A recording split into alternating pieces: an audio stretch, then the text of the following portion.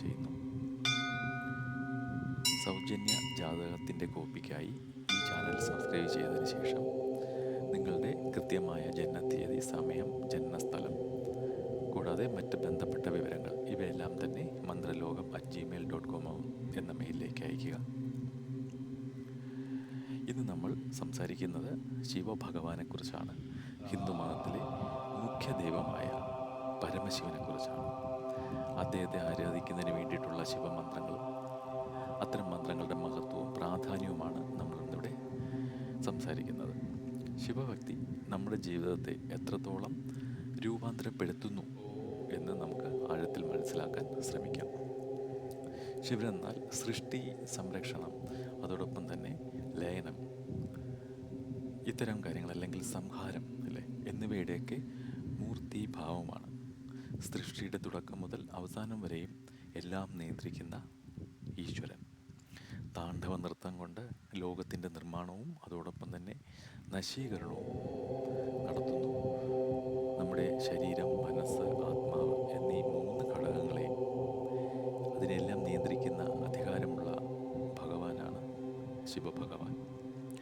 ശിവഭക്തി വഴി മനുഷ്യൻ തൻ്റെ അകത്തുള്ള ആന്തരശക്തിയെ, അനന്തശക്തിയെ, ആത്മീയമായിട്ടുള്ള ശക്തിയെ കൂടുതൽ ഉന്മേഷപൂർവ്വം പ്രാപിക്കാൻ വേണ്ടിയുള്ള മന്ത്രങ്ങൾ ഈ ചാനലിൽ നമ്മൾ ഉൾക്കൊള്ളിച്ചിട്ടുണ്ട്.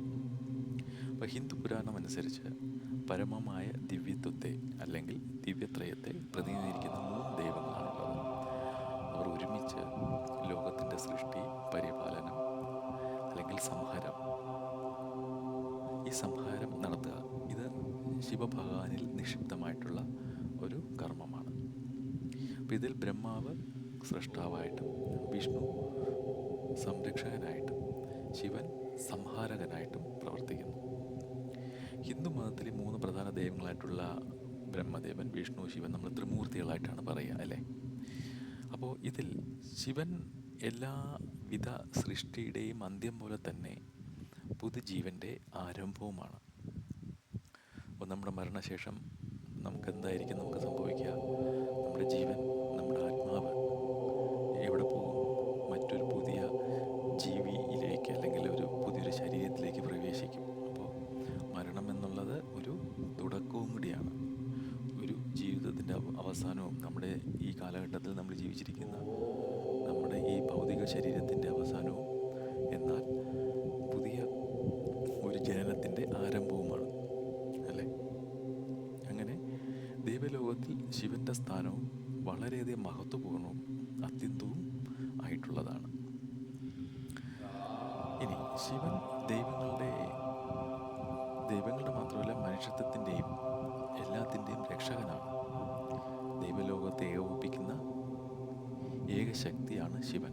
അങ്ങനെയാണ് കാണുന്നത്. ശിവലോകത്തുണ്ടാകുന്ന പ്രശ്നങ്ങളുടെ എല്ലാം തന്നെ അന്തിമമായി അതിനെ ഒഴിവാക്കി വിടുന്നതിന് വേണ്ടി, അതിനൊരു സൊല്യൂഷൻ കണ്ടെത്തുന്നതിന് വേണ്ടി എല്ലാ ദൈവങ്ങളും എപ്പോഴും സമീപിക്കുന്നത് ആരെയാണ്? ശിവഭഗവാനെയാണ്. അപ്പോൾ അങ്ങനെ നമ്മളെല്ലാം ശിവനെ ആരാധിക്കുന്നു. പിന്നെ ശിവൻ്റെ ശിവലിംഗം എന്നുള്ളൊരു കോൺസെപ്റ്റ് നമുക്കുണ്ടല്ലേ. അവനെങ്ങനെയാണ് ശിവലിംഗം ദൈവലോകത്ത് ഭൂമിയിലും ആരാധനയുടെ ഒരു ഒരു സിമ്പലായിട്ടാണ് നമ്മളെല്ലാം കരുതുന്നത്.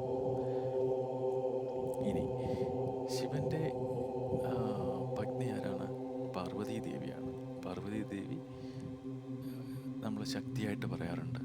കരുണ, മാതൃഭാവം, ഇതിൻ്റെയൊക്കെ മൂർത്തി സ്വരൂപമാണ് അല്ലെങ്കിൽ പ്രതീകമാണ് പാർവതീ ദേവി. പാർവതീ ദേവിയെ സ്ഥിരമായി പൂജിക്കുന്നതിലൂടെ ഭക്തർക്ക് ആത്മാർത്ഥമായിട്ടുള്ള സ്നേഹവും ആത്മാർത്ഥതയും സംയമനവും അല്ലേ, എല്ലാത്തിനോടും വളരെയധികം ന്യൂട്രലായിട്ട് അല്ലെങ്കിൽ നമുക്ക് ശാന്തതയോടെ നമുക്ക് പ്രതികരിക്കാനുള്ള ഒരു മാനസികാവസ്ഥയും തരുന്നു, ദേവി തരുന്നു. ശിവനും പാർവതിയും ചേർന്ന് ഒരുമിച്ച് ചേർന്നിട്ടുള്ളതാണ് സൃഷ്ടിയുടെ പരിപാലനം അല്ലെ. അതിൻ്റെ സൃഷ്ടിയുടെ പരിപാലനം നടക്കുന്നത് ശിവനും പാർവതിയും ചേർന്ന് ഒരുമിച്ചിട്ടുള്ള പ്രവൃത്തികളിലൂടെയാണ്. ഗണപതി, കാർത്തികേയൻ എന്നിവയാണ് ശിവൻ്റെയും പാർവതിയുടെയും മക്കളായിട്ട് നമ്മളെല്ലാം ആരാധിക്കുന്നത്. അപ്പോൾ ശിവമന്ത്രങ്ങൾ നമ്മൾ ഉച്ചരിക്കുന്ന സമയത്ത് അല്ലെങ്കിൽ അത് നമ്മൾ ഉരുവിടുന്ന സമയത്ത് ഈ ശബ്ദശക്തി നമ്മൾ പറയുന്നതിന് ഓരോ അക്ഷരങ്ങൾക്കും ഓരോ ശക്തിയുണ്ട്. ആ ഒരു ശബ്ദശക്തി ഉപയോഗിച്ച് നമ്മുടെ മനസ്സും അതോടൊപ്പം തന്നെ നമ്മുടെ ഉള്ളിലെ ആത്മാവും ശുദ്ധമാക്കപ്പെടുന്നു. ശിവനെ ആ, ആരാധിക്കുന്ന വഴി നമ്മുടെ ദുർബലതകൾ, അതല്ലെങ്കിൽ നമ്മുടെ ശരീരത്തിലുണ്ടാകുന്ന മനസ്സിനുണ്ടാകുന്ന ദുർബലതകൾ, ശക്തിയില്ലായ്മ, ക്ഷീണം, അല്ലെ, ഇതെല്ലാം തന്നെ നമുക്ക് മാറ്റിയെടുക്കാൻ സാധിക്കും. ഇത് സ്ഥിരമായി സ്ഥായിയായിട്ടുള്ള ജപത്തിലൂടെ മാത്രമേ സാധിക്കൂ. അങ്ങനെ ജപം, ധ്യാനം, പൂജ, ജപിക്കുക അല്ലെങ്കിൽ ധ്യാനം മെഡിറ്റേഷൻ, നമ്മൾ ശിവനെ തന്നെ മനസ്സിൽ ധ്യാനിച്ച് ഇരിക്കുന്നൊരവസ്ഥ, അല്ലെങ്കിൽ പൂജ, ശിവന് വേണ്ടിയിട്ടുള്ള പൂജകൾ ചെയ്യുക. ഇതിലൂടെയും തന്നെ ശിവൻ്റെ അനുഗ്രഹം നമുക്ക് ലഭിക്കാവുന്നതാണ്. ഇനി ശിവൻ്റെ പ്രാധാന്യത്തെക്കുറിച്ച് പറയുകയാണെങ്കിൽ, ഈ സമുദ്രമഥനം നടന്ന സമയത്ത് ദൈവങ്ങളും പിന്നെ അസുരന്മാരെല്ലാം കൂടെ ചേർന്നിട്ട് നടത്തിയിട്ടുള്ള ഒരു സംരംഭമായിരുന്നു സമുദ്രമഥനം. അങ്ങനെ വന്നപ്പോൾ വിഷം പുറത്തു വന്നു, കാളകൂട വിഷം പുറത്തു വന്നു. അപ്പോൾ കാളകൂട വിഷം ഒരു തുള്ളിയെങ്കിലും പുറത്ത് പതിക്കുകയാണെങ്കിൽ എല്ലാ ലോകവും നശിക്കുമത്ര കൊടിയ വിഷമാണ്. പക്ഷേ ആ ഒരു പ്രതിസന്ധി ഘട്ടത്തിൽ ശിവഭഗവാൻ എന്ത് ചെയ്തു? അത് കുടിച്ചു, സ്വയം കുടിച്ചു എന്നാണ് പറയുന്നത്. അപ്പം അങ്ങനെയാണ് നീലകണ്ഠനായത്. അപ്പോൾ പാർവ്വതീദേവിക്ക് പേടിയായിട്ട് അദ്ദേഹത്തിൻ്റെ കഴുത്തിൽ പിടിക്കുകയും അങ്ങനെ ആ കാളകൂട വിഷം ഇറങ്ങിയ ഭാഗം നീല കളറാവുകയും ചെയ്തു. അങ്ങനെയാണ് നീലകണ്ഠൻ എന്ന് നമ്മൾ ശിവഭഗവാനെ വിളിക്കുന്നത്. പിന്നെ ശിവൻ്റെ താണ്ഡവം സൃഷ്ടി, സംരക്ഷണം, ലയനം എന്നീ പ്രക്രിയകളുടെ ദൈവീക രൂപമായിട്ടും പറയുന്നു, അല്ലേ? അപ്പോൾ ഇതിനകത്ത് തന്നെ ആനന്ദതാണ്ഡവം, രുദ്രതാണ്ഡവം എന്നൊക്കെ പറഞ്ഞിട്ട് പലതരത്തിലുള്ള താണ്ഡവങ്ങളുണ്ട്. രുദ്രതാണ്ഡവം എന്ന് പറഞ്ഞാൽ പാർവതിയുടെ പിതാവായ ദക്ഷൻ്റെ യാഗത്തിന് മറുപടിയായിട്ട് തിന്മയുടെ സംഹാരമായിട്ട് രുദ്രഭഗവാൻ അവതരിപ്പിച്ച ഒരു നൃത്തമാണ് താണ്ഡവ നൃത്തം. എന്താ പറയുന്നത്, ധ്രുവതാണ്ഡവം എന്ന് പറയുന്നത്, വളരെയധികം കോപത്തോടുകൂടിയുള്ള നൃത്തം. ഈ ത്രിപുര താണ്ഡവം എന്ന് പറഞ്ഞാൽ ഗൗരി താണ്ഡവം, അങ്ങനെ പലതരത്തിലുണ്ട്. സന്ധ്യാതാണ്ഡവം, സംഹാരതാണ്ഡവം, ഇതൊക്കെ പ്രളയ സമയത്തൊക്കെ ചെയ്തിട്ടുള്ള താണ്ഡവങ്ങളാണ്. ലാസ്യതാണ്ഡവം എന്ന് പറഞ്ഞാൽ സംഹാരതാണ്ഡവത്തിന് വിപരീതമായിട്ട് എല്ലാ ജീവികളുടെയും വസ്തുക്കളുടെയും നിലനിൽപ്പിന് തുടക്കമായി, ജീവൻ്റെ തുടക്കമായിട്ട് കല്യാണസുന്ദരൻ്റെ ഭാവത്തിൽ ശിവൻ അവതരിപ്പിക്കുന്ന കൃപയുടെയും സൗന്ദര്യത്തിൻ്റെയും രൂപമാണ് ഏത് ലാസ്യതാണ്ഡവം എന്ന് പറയുന്നത്. ഇനി നമുക്ക് പ്രധാനമായിട്ടുള്ള മന്ത്രങ്ങൾ നമുക്ക് നോക്കാം. അതിനകത്ത് നമുക്ക് ആദ്യമായിട്ട് പറയാവുന്നത് ഓം നമ ശിവായ എന്ന മന്ത്രമാണ്, അല്ലെ? ഓം നമ ശിവായ എന്ന മൂലമന്ത്രമാണ്. ഇത് ശിവ പഞ്ചാക്ഷരി മന്ത്രം എന്ന് പറയുന്നത്. നമ്മൾ ഓം എന്നുള്ള മാറ്റിയാൽ അതൊരു മൂലമന്ത്രമാണ്. അത് മാറ്റിയാൽ നമ ശിവായ എന്ന 5 അക്ഷരം പഞ്ചാക്ഷരി മന്ത്രം എന്ന് പറയുന്നു.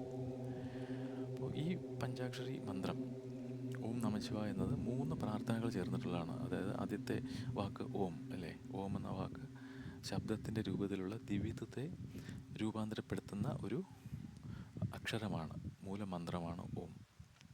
ഇത് ഹിന്ദുമതത്തിൽ കാണപ്പെടുന്ന ദൈവത്തിൻ്റെ ത്രിമൂർത്തികളായ സൃഷ്ടാവ്, പരിപാലകൻ, സംഹാരകൻ എന്നിവയോട് ആദരവ് പ്രകടിപ്പിക്കുന്ന ഒരു മന്ത്രമാണ്. ദൈവത്തിൻ്റെ ഈ വശങ്ങൾ, അതായത് ബ്രഹ്മ, വിഷ്ണു, ശിവൻ, ഇതെല്ലാം തന്നെ പരമമായിട്ട് ഒരു ഈശ്വരന് തന്നെ നിലനിൽക്കുന്നു എന്ന് വേണം പറയാൻ. അപ്പോൾ അങ്ങനെയുള്ള ഈ ഒരു പ്രാർത്ഥന ഓം നമ ശിവായ എന്നുള്ളത് വളരെയധികം എല്ലാവർക്കും ജീവിക്കാവുന്നതും വളരെയധികം ശക്തിയുക്തമായിട്ടുള്ളതും ഉടനെ തന്നെ ഫലം തരുന്നതുമായിട്ടുള്ള ഒരു മന്ത്രമാണ്. നമ ശിവായ 5 അക്ഷരങ്ങൾ വലിയ ശക്തിയും സമാധാനവും നൽകുന്ന, എന്നാൽ എളുപ്പത്തിൽ എല്ലാവർക്കും ജപിക്കാവുന്ന ഒരു മന്ത്രമാണിത്. ഇത് 9 പ്രാവശ്യം നമുക്ക് ജപിക്കാം. 3 പ്രാവശ്യമോ 9 പ്രാവശ്യമോ 12 പ്രാവശ്യം അങ്ങനെ നമുക്ക് ജപിക്കാവുന്ന ഒരു മന്ത്രമാണ്. 108 പ്രാവശ്യം വരെ നമുക്ക് ജപിക്കാം. ഈ മന്ത്രം വളരെയധികം പവർഫുൾ ആയിട്ടുള്ളൊരു മന്ത്രം, മനസ്സിനെ സമാധാനപ്പെടുത്തുന്ന ഒരു മന്ത്രമാണ്. നമുക്ക് ഉണ്ടാകുന്ന എല്ലാ കഷ്ടതകളും ഈ മന്ത്രത്തിലൂടെ നമുക്ക് നീക്കിയെടുക്കാൻ കഴിയും. അതോടൊപ്പം തന്നെ നമുക്ക് മനസ്സിൻ്റെ, ആത്മാവിൻ്റെ പരിശുദ്ധിക്ക് ഈ ഒരു മന്ത്ര ഉച്ചാരണം വളരെയധികം സഹായകരമാണ്. ഇതെങ്ങനെ വന്നു എന്ന് ചോദിച്ചു കഴിഞ്ഞാൽ, ഈ ഓം നമ ശിവായ ഇങ്ങനെ ഒരു അഞ്ചക്ഷരമാണെങ്കിലും ഇത് ഞാൻ പറഞ്ഞല്ലോ പഞ്ചാക്ഷര മന്ത്രം എന്നാണ് പറയുന്നത്. ഇത് നമ്മൾ കൂടുതൽ ഡീറ്റെയിൽഡായിട്ട് നോക്കിയാൽ ഇതിൻ്റെ ഒരു ആ, ഓരോ വാക്യങ്ങളുണ്ട്, 5 വാക്യങ്ങളുണ്ട്. ഇത് കണ്ടോ, ആദ്യത്തെ ഒരു പ്രാർത്ഥനയാണ്. അതിൽ ന, അതിൽ നിന്ന് ന എന്നുള്ള അക്ഷരം രണ്ടാമത്തെ വാക്യത്തിൽ മ നമ ശിവായ എന്നുള്ളതിൽ മാ വന്നു. ഉണ്ടോ? ഇത് നിങ്ങൾക്ക് പകർത്തിയെടുക്കാവുന്നതാണ് ഈ മന്ത്രങ്ങൾ. പിന്നെ മൂന്നാമത്തെ മന്ത്രം നോക്കിക്കഴിഞ്ഞാൽ ശി വന്നിട്ടുണ്ട്, നമ ശിവായയുടെ മൂന്നാമത്തെ അക്ഷരം. നാലാമത്തത് അതേപോലെ നമ ശിവ, അല്ലേ, നമ ശിവായ എന്നുള്ള അതിൻ്റെ വാ എന്നുള്ള അക്ഷരം വന്നിട്ടുണ്ട്. അവസാനമായിട്ട് യ. അങ്ങനെ നമ ശിവായ എന്ന 5 അക്ഷരവും ഈ പറയുന്ന പ്രാർത്ഥനയിൽ ഉണ്ട്. ഇതെല്ലാം നിങ്ങൾക്ക് പകർത്തിയെടുത്ത് പറയാവുന്ന വളരെയധികം ശക്തിയുക്തമായിട്ടുള്ള, അപ്പോൾ നമ ശിവായ എന്ന് പറയുന്ന ഒരു ചുരുക്കി പറയുന്നതിനേക്കാൾ അതോടൊപ്പം തന്നെ സമയമുണ്ടെങ്കിൽ ഇത്തരം പ്രാർത്ഥനകളും മുടങ്ങാതെ സ്ഥിരമായി പറയാവുന്നതാണ്. ഇതിൽ നിന്ന് നിങ്ങൾക്ക് കോപ്പി എടുക്കാതെ നമ ശിവായ ഹൈലൈറ്റ് ചെയ്തിട്ടുണ്ട് യെല്ലോയിൽ. അങ്ങനെയാണ് നമ ശിവായ എന്നുള്ള മൂലമന്ത്രം നമ്മൾ ഇതിൽ നിന്നും വാർത്തെടുക്കുന്നത്.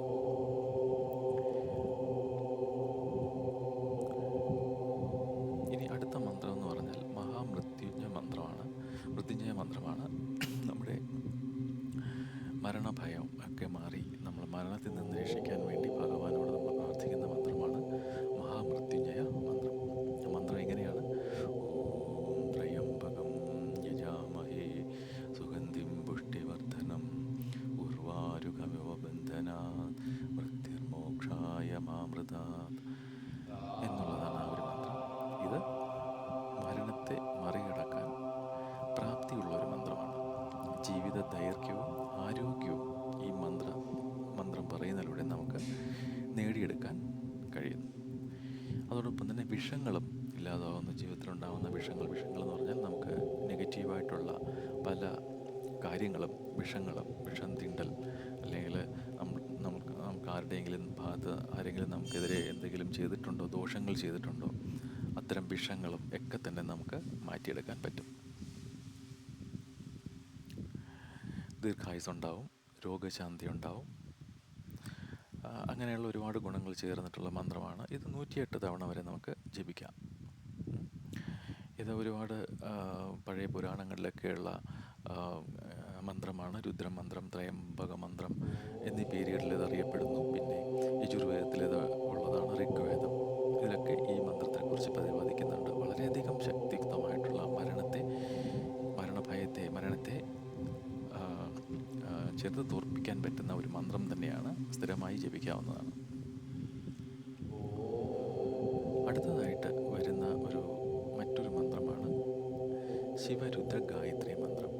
ഇതിങ്ങനെയാണ്: ഓം തത്പുരുഷായ വിദ്മഹേ മഹാദേവായ ധീമഹി തന്നോ രുദ്ര പ്രചോദയാത്.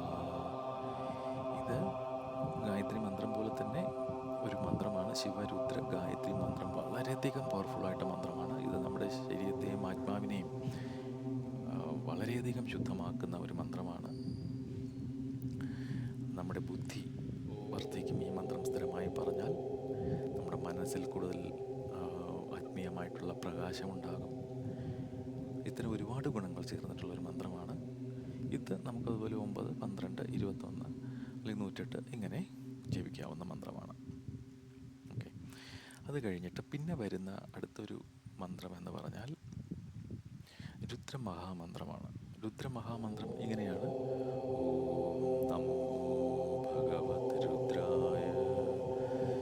ഇത് ശിവൻ്റെ ഏറ്റവും പ്രശസ്തമായിട്ടുള്ള, വളരെയധികം ശക്തിയുക്തമായിട്ടുള്ള ഒരു മന്ത്രമാണ്. അതിലേറ്റവും ശിവനിലെ ഏറ്റവും ശക്തമായിട്ടുള്ള അദ്ദേഹത്തിൻ്റെ പേരെന്താണ്? രുദ്രൻ എന്നാണല്ലേ. അപ്പോൾ ആ ഒരു മന്ത്രം അദ്ദേഹത്തെ ആരാധിക്കുന്ന, രുദ്രനായി കണ്ട് ആരാധിക്കുന്ന ഒരു മന്ത്രമാണ്. അപ്പോൾ വേദങ്ങൾ നോക്കിയാൽ ശിവനെ അതിസംബോധന ചെയ്യുന്ന വളരെ പ്രശസ്തമായ ഒരു വാക്യം രുദ്രം എന്നാണ്, രുദ്രൻ എന്നാണ്.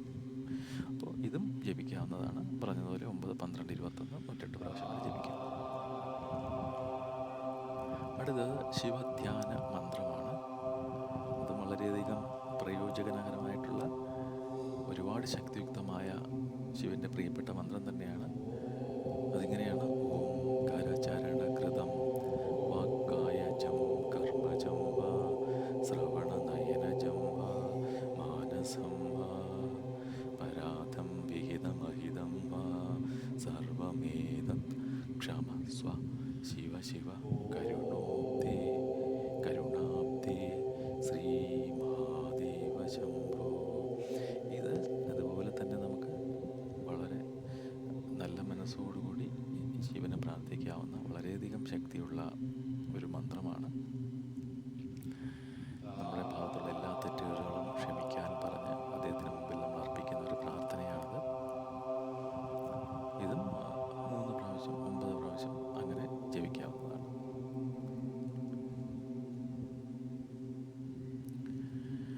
ഇനി ഇത് നമുക്ക് നോക്കാവുന്ന ശിവലിംഗത്തിൻ്റെ പൂജ അല്ലേ. അപ്പോൾ ശിവലിംഗം എന്നുള്ളത് നമ്മുടെ ഒരു ആത്മീയമായിട്ടുള്ള ഒരു ആവിഷ്കാരമാണ്. ശിവലിംഗം അദ്ദേഹത്തിന് പ്രതിദാനം ചെയ്യുന്ന ഒരു സിമ്പൽ എന്ന് വേണമെങ്കിൽ നമുക്ക് പറയാം, അല്ലെങ്കിൽ അദ്ദേഹത്തിൻ്റെ ഒരു അദ്ദേഹത്തിന് പ്രാർത്ഥിക്കാവുന്ന ഒരു കാര്യമാണത്. ശിവലിംഗത്തിലൂടെ നമുക്ക് എന്താ ചെയ്യാൻ പറ്റുക? പ്രാർത്ഥിക്കാം. അങ്ങനെ പ്രാർത്ഥിച്ചാൽ നമുക്ക് അർച്ചന ചെയ്യാൻ പറ്റും, അഭിഷേകം ചെയ്യാൻ പറ്റും, അന്നലിംഗ പൂജ ചെയ്യാൻ പറ്റും. ഇത്തരം കാര്യങ്ങളൊക്കെ നമുക്ക് ശിവലിംഗത്തിൽ നമുക്ക് അർപ്പിക്കാവുന്നതാണ്. ശിവരാത്രി മഹോത്സവം ഒക്കെ ഉണ്ടല്ലോ, അപ്പോൾ ആ സമയത്തൊക്കെ നമുക്കതിനെ കൂടുതലായിട്ട് പൂജിക്കാം. ഇനി നമുക്ക് ഈ കാര്യം ആദ്യമേ പറഞ്ഞതാണ്. നിങ്ങളുടെ ജാതകത്തിൻ്റെ കോപ്പിക്കായിട്ട് ഈ പറയുന്ന ഡീറ്റെയിൽസ് mantralogam@gmail.com അയക്കാവുന്നതാണ്. ഇത്രയും കാര്യങ്ങളാണ് മെയിനായിട്ട് ഇതിനെക്കുറിച്ച് പറയേണ്ടത്. പിന്നെ ശിവനെ നമ്മൾ സ്ഥിരമായിട്ട് പ്രാർത്ഥിച്ചു കഴിഞ്ഞാൽ, ശിവൻ ലോകത്തിലെ ഏറ്റവും ശക്തിയുക്തമായിട്ടുള്ള ദൈവമാണ് ശിവശങ്കരൻ. ഒരുപാട് നാമങ്ങൾ അദ്ദേഹത്തിനുണ്ട്. അദ്ദേഹത്തിൻ്റെ പ്രാർത്ഥനയിലൂടെ, അദ്ദേഹത്തിനെ പ്രാർത്ഥിക്കുന്നതിലൂടെ നമുക്ക് ദീർഘായുസ്സും നമ്മുടെ കുടുംബത്തിന് എല്ലാ ഐശ്വര്യങ്ങളും ഒക്കെ നമുക്ക് വന്നു ചേരും. ശിവൻ, ആ ഒരൊറ്റൊരു ഈശ്വരനെ മാത്രം നമ്മൾ പ്രാർത്ഥിച്ചാൽ മതിയാവും. എല്ലാ ദൈവങ്ങളുടെ പ്രാർത്ഥനയും അതിലടങ്ങിയിട്ടുണ്ട്. അപ്പോൾ നിങ്ങൾക്ക് ഈ ചാനൽ ഇഷ്ടപ്പെട്ടുവെങ്കിൽ സബ്സ്ക്രൈബ് ചെയ്യുക. ഇതുപോലെ തന്നെ തുടർന്നും ദൈവികപരമായിട്ടുള്ള കാര്യങ്ങൾ ഈ ചാനലിലൂടെ നിങ്ങളിലേക്ക് എത്തി നിൽക്കുന്നതായിരിക്കും. ശിവഭഗവാനെ നമസ്കരിച്ചുകൊണ്ട് ഇന്നത്തേക്ക് വിടവാങ്ങുന്നു. ഓം നമഃ ശിവായ നമഃ.